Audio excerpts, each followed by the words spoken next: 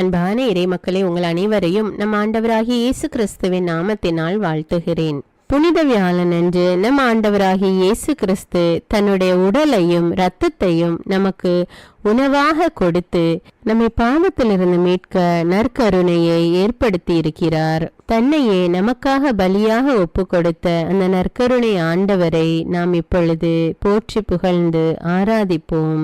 நித்திய ஸ்துதிக்குரிய பரிசுத்த பரமதிவ்ய நற்கருணைக்கு சதா காலமும் ஆராதனையும் ஸ்துதியும் ஸ்தோத்திரமும் நமஸ்காரமும் உண்டாக கடவது. நித்திய ஸ்துதிக்குரிய பரிசுத்த பரமதிவ்ய நற்கருணைக்கு சதா காலமும் ஆராதனையும் ஸ்துதியும் ஸ்தோத்திரம் நமஸ்காரமும் உண்டாக கடவது. நித்திய ஸ்துதிக்குரிய பரிசுத்த பரமதிவ்ய நற்கருணைக்கு சதா காலமும் ஆராதனையும் ஸ்துதியும் ஸ்தோத்திரமும் நமஸ்காரமும் உண்டாக கடவது. புனித லூக்கா எழுதிய தூய நற்செய்தியிலிருந்து வாசகம். அதிகாரம் 22, இறை வார்த்தைகள் 15 முதல் 20. இயேசு சீடர்களை நோக்கி, நான் துன்பங்கள் படுமுன் உங்களோடு இந்த பாஸ்கா விருந்தை உண்பதற்கு மிக மிக ஆவலாயிருந்தேன். ஏனெனில் இறையாட்சியில் இது நிறைவேறும் வரை இதை நான் உண்ணமாட்டேன் என்று உங்களுக்கு சொல்கிறேன் என்றார். பின்பு அவர் கிண்ணத்தை எடுத்து கடவுளுக்கு நன்றி செலுத்தி அவர்களிடம், இதை பெற்று உங்களுக்குள்ளே பகிர்ந்து கொள்ளுங்கள். ஏனெனில் இது முதல் இறையாட்சி வரும் வரை திராட்சை பழ ரசத்தை குடிப்பதில்லை என நான் உங்களுக்கு சொல்கிறேன் என்றார். பின்பு அவர் அப்பத்தை எடுத்து கடவுளுக்கு நன்றி செலுத்தி அதை பிட்டு அவர்களுக்கு கொடுத்து, இது உங்களுக்காக கொடுக்கப்படும் எனது உடல், எனது நினைவாக இவ்வாறு செய்யுங்கள் என்றார். அப்படியே உணவு அருந்திய பின்பு அவர் கிண்ணத்தை எடுத்து, இந்த கிண்ணம் உங்களுக்காக சிந்தப்படுகிற எனது இரத்தத்தால் நிலைப்படுத்தப்படும் புதிய உடன்படிக்கை என்றார். இது கிறிஸ்துவின் நற்செய்தி. கிறிஸ்துவே உமக்கு புகழ். என்னை உணவாய் உண்டு வாழும் சகோதரமே, உங்களை விட்டு பிரிந்து செல்ல எனக்கு துணி அளவும் மனம் இல்லை. உங்கள் உயிரோடு உடலோடு உணர்வோடு ஒன்றித்து வாழ எனக்கு மிகவும் ஆசை. ஆனால் உங்களிடமிருந்தே எனக்கு சாவு வருவது உறுதி என நன்றாக புரிந்து கொண்டேன். இதுதான் வாழும் வரலாறு என நான் நன்றாக அறிவேன். உங்களோடு இன்று நான் இன்னொரு செயலை செய்ய போகின்றேன். இது இந்த சமூகத்தின் புதிய செயல் அன்று, வழக்கமான ஒன்றுதான். உங்களோடு நான் பந்தி அமரப் போகின்றேன். ஏற்கனவே பல பந்தி அமர்வுகளில் நான் பங்கேற்றுள்ளேன். ஒவ்வொரு பந்தி அமர்வும் என்னுள்ளே ஒவ்வொரு விதமான பாடத்தை கொடுத்தது. ஒவ்வொரு நிகழ்வும் எனக்கு ஒரு புதிய அனுபவமானது. எனது பெரும்பாலான பந்தி அமர்வுகள் பாமர மக்களோடு தான் நிகழ்ந்தது. அதனில் சிலவற்றை இந்நேரத்தில் உங்களுக்கு குறிப்பிட்டு காட்ட விரும்புகின்றேன். கலிலேயாவில் உள்ள கானா ஊரில் திருமணம் ஒன்று நடைபெற்றது. அது ஏழை வீட்டு திருமணம். விருந்தின் போது ஒரு சிக்கல். அதுவரை பரிமாறப்பட்ட ரசம் தீர்ந்து விட்டது. மணவீட்டார் அங்கலாய்த்து நின்றனர். அடுத்தவர் மீதான அக்கறையை எங்கும் எப்போதும் வெளிப்படுத்த வேண்டும் என்ற பாடத்தை அந்த திருமண விருந்து எனக்கு கற்றுத்தந்தது. சுங்கச்சாவடியில் வரி வசூலித்து கொண்டிருந்த மத்தேயுவை என் பணிக்காக அழைத்தது மட்டுமன்றி அவரது வீட்டுக்கு சென்று விருந்து உண்டேன்.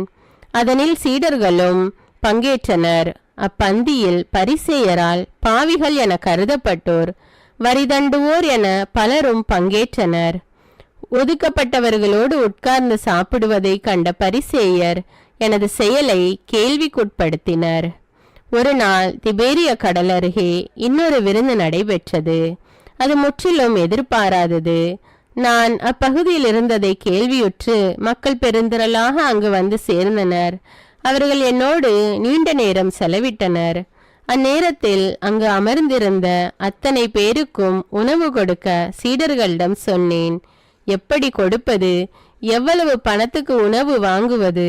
அவ்வாறு வாங்கினாலும் போதுமா என்ற கேள்விகள் அவர்களுள் எழுந்தன. பகிரும் பண்பிருந்தால் பற்றாக்குறை என்ற சொல்லுக்கே இடமில்லை என்ற சிந்தனைக்கு உயிரூட்ட ஒரு ஏழை சிறுவன் தன்னிடமிருந்த உணவை கொடுத்தான். எல்லோரும் வயிறார உண்ண இந்த சிறுவனின் பகிர்வு தூண்டுகோலானது. அடுத்திருப்போரின் அடிப்படை உரிமைகளை நிறைவேற்றும் அக்கறை உணர்வை எனது சீடர்களும் சூழ இருந்த எல்லோருக்கும் கற்றுக் கொடுக்கும் வாய்ப்பாக்கினேன். சக்கேயு என்பவரை பற்றி கேள்விப்பட்டிருப்பீர்கள். வரி வசூலிப்போரின் தலைமை பொறுப்பில் இருந்தார். அவரிடம் எக்கச்சக்கமாக செல்வம் சேர்ந்திருந்தது. அவர் என்னை பற்றி அறிந்திருக்கிறார். நேரடியாக என்னை பார்க்க தன்னுள் ஆசை கொண்டிருந்தார். எரிகோ நகர் வழியே நான் வருகின்ற தகவல் அறிந்து வழியோரம் நின்ற ஒரு முசுக்கட்டை மரத்தின் மீது ஏறி காத்திருந்தார். தவறிழைத்தாலும் திருந்த வேண்டும், நன்மை புரிய வேண்டும் என்ற ஒருவித ஆர்வம் அவருள் இருந்ததை உணர்ந்தேன். அவர் ஏறி அமர்ந்திருந்த மரத்தின் அடியில் நின்று அவரை அழைத்தேன். என்ன உற்சாகம்! வேகமாக இறங்கி வந்தார். அன்று அவரது வீட்டில் நான் தங்க வேண்டும் என்று எனது விருப்பத்தை வெளிப்படுத்தினேன். ரொம்பவே சந்தோஷப்பட்டார். என்னை வீட்டிற்கு கூட்டி சென்றார். நல்ல விருந்து கொடுத்தார். அந்த விருந்து அவரது பழைய வாழ்வை மாற்றும் விருந்தானது. அவரது அதிகார போதையில் இருந்து விடுபட்டு அதற்கான பரிகாரம் தேடிக்கொள்ளும் வாய்ப்பாக மாற்றிக்கொண்டார். அந்த விருந்தின் போதும் பலர் முணுமுணுத்து கொண்டிருந்ததை என்னால் பார்க்க முடிந்தது. பெத்தானியாவில் வாழ்ந்த சீமோன் என்பவரது இல்லத்தில் விருந்துக்காக அழைக்கப்பட்டேன். அவரது அழைப்பை ஏற்று நானும் சென்றேன். விருந்தின் போது லாசரின் சகோதரி மரியா அங்கு வந்தார். தான் கொண்டு வந்த விலை உயர்ந்த நறுமண தைல படிக சிமிலை திறந்து என் தலை மீதும் காலடியிலும் ஊற்றினார். என் காலடி அமர்ந்து தமது கூந்தலால் துடைத்தார். இதனை என்னோடிருந்த சீடர்கள் கூட எதிர்த்தனர். விருந்து என்பது வெறுமனே உணவு பரிமாற்றம் அல்ல, அது உள்ளத்திலிருந்து ஊற்றெடுக்கும் உறவு பகிர்வு என எனது சீடர்களுக்கே தெரியவில்லை. என் நல்ல நண்பர்களே, இந்த பந்தி அமர்வு ஏற்கனவே நான் பங்கேற்ற விருந்துகள் தந்த பாடங்களின் விடைகளாகட்டும். எனது பந்தி அமர்வில் உணவு மட்டும் பகிரப்படவில்லை, மாறாக எனது உயிர் பரிமாறப்படுகிறது. ஏனெனில் இங்கு நான் என்னையே அப்பரச வடிவில் உணவாக்குகின்றேன். இப்போது நிகழ்வாகும் பந்தி இந்த நேர பசிக்கானது மட்டுமல்ல, எல்லா மக்களின் வாழ்வுக்குமானது. ஒவ்வொரு வேளை உணவும் பகிரப்பட்டுதான் உண்ணப்பட வேண்டும் என என் சீடர்கள் வழியாக நிர்பந்திக்கிறேன்.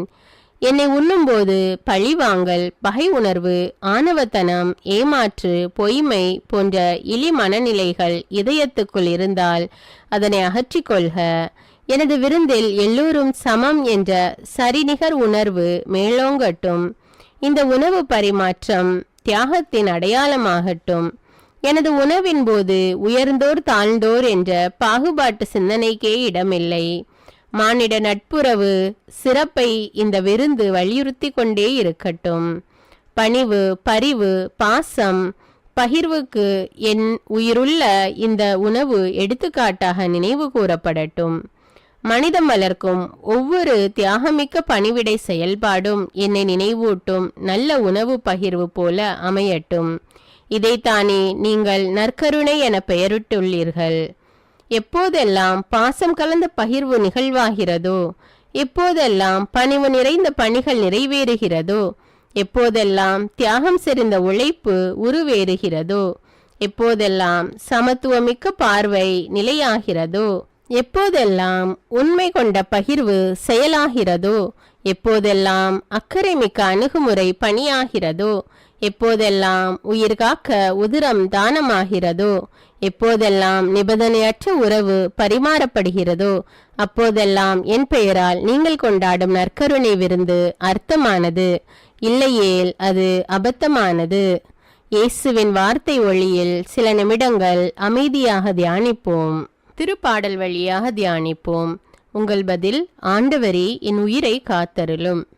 அவரை நான் மன்றாடிய நாளில் எனக்கு அவர் செவி சாய்த்தார். ஆண்டவரே, என் உயிரை காத்தருளும். சாவின் கயிறுகள் என்னை பிணித்து கொண்டன, பாதாளத்தின் துன்பங்கள் என்னை பற்றி கொண்டன, துன்பமும் துயரமும் என்னை ஆட்கொண்டன. ஆண்டவரே, என் உயிரை காத்தருளும். நான் ஆண்டவரது பெயரை தொழுதேன். ஆண்டவரே, என் உயிரை காத்தருளும் என்று கெஞ்சினேன். ஆண்டவரே, என் உயிரை காத்தருளும். ஆண்டவர் அருளும் நீதியும் கொண்டவர், நம் கடவுள் இரக்கமுள்ளவர். ஆண்டவரே, என் உயிரை காத்தருளும். எளிய மனத்தோரை ஆண்டவர் பாதுகாக்கின்றார். நான் தாழ்த்தப்பட்ட போது எனக்கு மீட்பளித்தார். ஆண்டவரே, என் உயிரை காத்தருளும். என் நெஞ்சே, நீ மீண்டும் அமைதி கொள், ஏனெனில் ஆண்டவர் உனக்கு நன்மை செய்தார். ஆண்டவரே, என் உயிரை காத்தருளும். என் உயிரை சாவினின்று விடுவித்தார். என் கண் கலங்காதபடியும் என் கால் இடராதபடியும் செய்தார். ஆண்டவரே, என் உயிரை காத்தருளும். உயிர் வாழ்வோர் நாட்டில் நான் ஆண்டவர் திருமுன் வாழ்ந்திடுவேன். ஆண்டவரே, என் உயிரை காத்தருளும். மிகவும் துன்புறுகிறேன் என்று சொன்னபோதும் நான் நம்பிக்கையோடு இருந்தேன். ஆண்டவரே, என் உயிரை காத்தருளும். எந்த மனிதரையும் நம்பலாகாது என்று என் மனக்கலக்கத்தில் நான் சொன்னேன். ஆண்டவரே, என் உயிரை காத்தருளும். ஆண்டவர் எனக்கு செய்த எல்லா நன்மைகளுக்காகவும் நான் அவருக்கு என்ன கைமாறு செய்வேன்? ஆண்டவரே, என் உயிரை காத்தருளும். மீட்பின் கிண்ணத்தை கையில் எடுத்து ஆண்டவரது பெயரை தொழுவேன். ஆண்டவரே, என் உயிரை காத்தருளும். இதோ ஆண்டவருடைய மக்கள் அனைவரின் முன்னிலையில் அவருக்கு என் பொருத்தனைகளை நிறைவேற்றுவேன். ஆண்டவரே, என் உயிரை காத்தருளும். ஆண்டவர் தம் அன்பர்களின் சாவு அவரது பார்வையில் மிக மதிப்புக்குரியது. ஆண்டவரே, என் உயிரை காத்தருளும். ஆண்டவரே, நான் உண்மையாகவே உம் ஊழியன். நான் உம் பணியால் உம் அடியாளின் மகன். என் கட்டுகளை நீர் அவிழ்த்து விட்டீர். ஆண்டவரே, என் உயிரை காத்தருளும். நான் உமக்கு நன்றி பலி செலுத்துவேன். ஆண்டவராகிய உம் பெயரை தொழுவேன். ஆண்டவரே, என் உயிரை காத்தருளும். இப்பொழுதே உம் மக்கள் அனைவரின் முன்னிலையில் ஆண்டவரே, உமக்கு என் பொருத்தனைகளை நிறைவேற்றுவேன். ஆண்டவரே, என் உயிரை காத்தருளும். உமது இல்லத்தின் முற்றங்களில் எருசலேமின் நடுவில் ஆண்டவரே, உமக்கு என் பொருத்தனைகளை நிறைவேற்றுவேன். அல்லேலூயா. ஆண்டவரே, என் உயிரை காத்தருளும். உயிர் வாழும் உணவாக உம்மையே தந்த நல்ல இயேசுவே, நீர் ஏற்படுத்திய நற்கருணை விருந்து உண்மையிலேயே ஆழமான அர்த்தங்களை கொண்டுள்ளது. அது மாபெரும் விடுதலை வாழ்வுக்கான செயல்பாடு. நல்ல மன உணர்வுகளை வளர்க்கவும் உயர்ந்த மனநிலைகளோடு வாழவும் தூண்டுகின்றது. நான் என்னோடு வாழ்கின்ற ஒவ்வொருவரையும் மதிப்போடும் சமத்துவத்தோடும் மாண்போடும் நினைத்து தோழமை உணர்வோடு வாழ வழிகாட்டுகின்றது. உமது நற்கருணை விருந்தினில் பங்கேற்கும் தகுதியான மனநிலையை கூட நீர் சுட்டி காட்டினீர். நெஞ்சில் வஞ்சக உணர்வோடு உணவில் பங்கேற்ற யூதாஸ் இஸ்காரியோத்தின் பாதக செயலையும் நீர் அந்த விருந்தின் போது குறிப்பிட்டீர். அவன் பிறவாதிருந்தாலே நலம் என்று கூட வருத்தப்பட்டீர். அந்த யூதாஸ் போலத்தானே நானும் எனது வாழ்வும் உமோடு ஒன்றித்திருப்பது போல இருப்பேன். ஆனால் என்னுள் உடனிருந்தே குளிப்பறிக்கும் இழி மனநிலை. உமது விருந்து பாசத்தின் பகிர்வு என அறிந்தும் பலரோடு பகை உணர்வு வளர்த்து கொண்டு ஏதும் அறியாதது போல பாசாங்கு காட்டி நற்கருணை விருந்தில் பங்கேற்றுள்ளேன். திருப்பலிக்கு திரு வழிபாட்டிற்கு நானும் வந்துள்ளேன் என காட்டிக்கொள்வதற்காகவே சில நேரங்களில் நற்கருணை பெற்றுள்ளேன். பாஸ்கா உணவை உண்ண நீர் உமது சீடர்களோடு எவ்வளவு முன் தயாரிப்பு செய்தீர். ஆனால் எந்த தயாரிப்பும் இல்லாமல் ஏனோதானோ என்றும் பந்தாத்தனத்தோடும் உமது விருந்தில் பங்கெடுத்த பொழுதுகளை நினைத்து வருந்துகின்றேன். நற்கருணை விருந்தில் கலந்து கொள்ளும் நான் உம்மை போன்று நலிந்தவருக்கு உதவும் நற்பணியில் ஈடுபட மறந்திருக்கிறேன். நற்கருணை கொண்டாட்ட திருநிகழ்வை பொழுதுபோக்காக வாடிக்கை செயலாக கருதி வெறுமனே கடமைக்காக கலந்து கொண்டு சென்ற நாட்கள் பல உண்டு. பகிரப்படாத செல்வம் பாவமானது என்ற தூய பெசிலின் பகிரங்கமான குற்றச்சாட்டை நான் அறிவேன். எதையும் பகிராமல் ஏழையரை பற்றி அக்கறை கொள்ளாமல் எது எங்கு நடந்தால் எனக்கென்ன என்ற உணர்வற்ற மனப்பாங்குடன் விருந்தில் பங்கேற்றது பெரும் பாவம் என புரிந்து கொண்டேன். மணிக்கணக்கில் கணினி, விரும்பும் நேரமெல்லாம் விளையாட்டு, பொழுதை போக்கும் நோக்கோடு டிவி, டைம் பாஸ் என்ற போர்வையில் நட்பு, கூட்டங்களோடு பிறர் பற்றிய புரணி, பல முக்கிய பணிகள் கண்முன் இருந்தும் கண்டுகொள்ளாமை, சோம்பல்தனம், இன்று எங்கு சுற்றுவது, நாளை எங்கே போய் ஜாலியாக இருப்பது என இலக்கில்லா பயணங்கள், மது அருந்தினால்தான் நட்பு வட்டம் நம்மை ஏற்கும் என்ற தெளிவற்ற பார்வைகள். இது மட்டுமா, என்னை சூழ வாழும் ஒரு சிலர் பங்கில் சமூகத்தில், தெரு வீதிகளில் ஒருங்கிணைந்து திட்டமிட்டு ஏதேனும் நல்லவை செய்தால் பொறாமை நிறைந்த எனது கேலி கிண்டல்கள், பழிப்புகள் என என்னவெல்லாமோ அநியாயங்கள் செய்துவிட்டு அழகான உடை உடுத்தி அற்புதமாக பேசி உமது தியாக விருந்தில் பங்கேற்றது அராஜகமிக்க அரக்கத்தனம் என மனதார உணர்கிறேன். குடும்பம் ஒரு கோவில். குடும்பத்தில் வாழும் ஒவ்வொருவரும் கண்காணும் கடவுள். குடும்பத்தில் உடன் வாழ்வோரின் குறை நிறைகளை கடந்து அன்பு செலுத்துவதில்தான் குடும்ப சந்தோஷம் கூடி வாழ்கிறது. கூடி வாழ்வோரின் சிறு சிறு தவறுகளை கூட பெரிதுபடுத்தி அதை ஊரெல்லாம் ஊதி பெருக்கி மானமிழக்க செய்யும் பண்பற்ற மனநிலை என்னிலும் இருக்கிறது. என் சுயநலத்திற்காக பெற்றோர் பிள்ளைகள் உடன்பிறப்பு என்றும் பாராமல் சதியாட்டம் போடும் பேயெண்ணமும் என்னிலுண்டு. குடும்ப உறவுகளில், நலமான நட்புகளில் உமை உணராமல் வெறுமனே ஆலயத்தில் வந்து எதையெதையோ பிதற்றி கொண்டு நற்கருணை பந்தியில் வந்து நின்ற எனக்கும் யூதாசுக்கும் என்னதான் வித்தியாசம்? எல்லோரையும் சமமாக பார்த்த இயேசு சமத்துவம் உணர்த்தும் உமது விருந்தில் ஏழை பணக்காரர் என்றோ, படித்தவர் பாமரர் என்றோ, திறமைசாலி திறமையற்றவர் என்றோ, அறிவாளி கோழை என்றோ, அழகானவர் அசிங்கமானவர் என்றோ, உயர்ஜாதி தாழ்ஜாதி என்றோ, சிறியவர் பெரியவர் என்றோ, ஆண் பெண் என்றோ, நெட்டை குட்டை என்றோ, சிவப்பு கருப்பு என்றோ எந்த பாகுபாடும் இல்லை. விருந்தினில் எல்லோரும் ஒன்றே. என் அன்றாட வாழ்வில் இந்த பாகுபாடுகளை மையப்படுத்திய எனது பல செயல்பாடுகளை அமைத்திருக்கின்றேன்.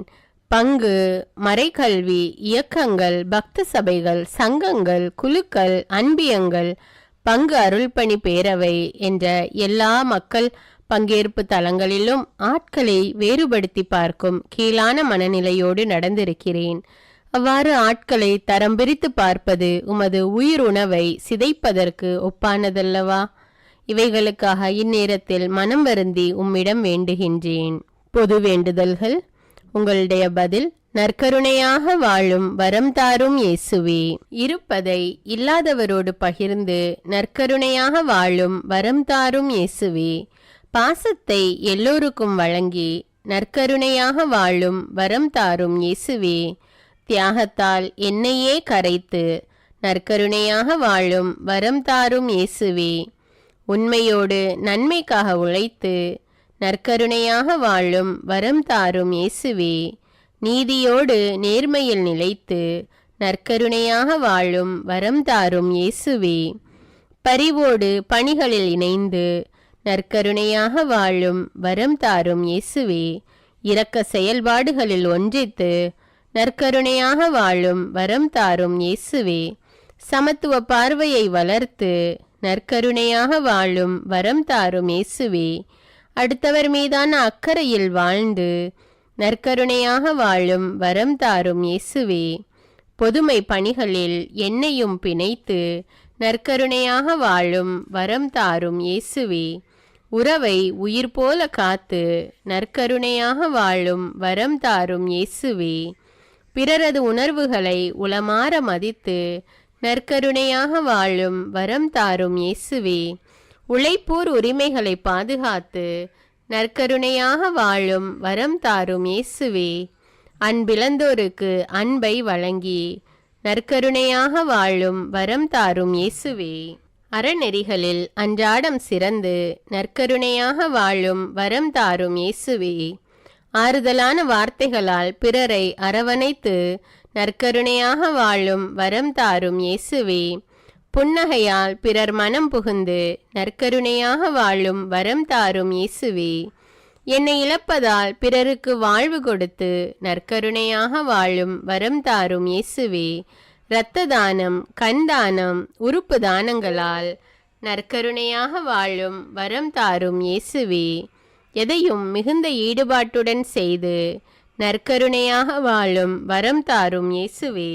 2000 ஆண்டுகளுக்கு பின்னும் உயிர் பிரசன்னமாக எம்மோடு வாழும் இயேசுவே, உம்மை எங்களுக்கு தந்ததால் நாங்கள் உமது உள்ளத்தை பெற்றுள்ளோம். சமூக வாழ்வில் நீர் எவ்வாறு சிந்திப்பீர், செயலாற்றுவீர் என்பதை எம் உள்ளங்கள் தெளிவுற உணர்ந்து உறுதிப்பாட்டுடன் வாழ செய்யும். ஒவ்வொருவரிலும் உயிர் வாழும் உம்மை கண்டு உறவோடு வாழும் உயர்ந்த பார்வையை தாரும். உமது உயிரினை உட்கொள்ளும் நாங்கள் உம்மை போன்று எம்மையும் எம்மிடம் இருப்பதையும் உள்ளன்போடு பகிர்ந்து வாழும் பாச உணர்வை தாரும். இதனால் நாங்கள் ஒவ்வொருவரும் நடமாடும் நற்கருணையாக நாளும் வாழ வரம் தாரும். ஆமீன். நித்திய ஸ்துதிக்குரிய பரிசுத்த பரமதிவ்ய நற்கருணைக்கு சதா காலமும் ஆராதனையும் ஸ்துதியும் ஸ்தோத்திரமும் நமஸ்காரமும் உண்டாக கடவது. நித்திய ஸ்துதிக்குரிய பரிசுத்த பரமதிவ்ய நற்கருணைக்கு சதா காலமும் ஆராதனையும் ஸ்துதியும் ஸ்தோத்திரம் நமஸ்காரமும் உண்டாக கடவது. நித்திய ஸ்துதிக்குரிய பரிசுத்த பரமதிவ்ய நற்கருணைக்கு சதா காலமும் ஆராதனையும் ஸ்துதியும் ஸ்தோத்திரமும் நமஸ்காரமும் உண்டாக கடவது. அன்பான இறைமக்களே, நற்கருணை ஆகினேன் என்ற தலைப்பில் இன்று நாம் நற்கருணை ஆராதனையை தியானித்து ஜெபித்திருக்கிறோம்.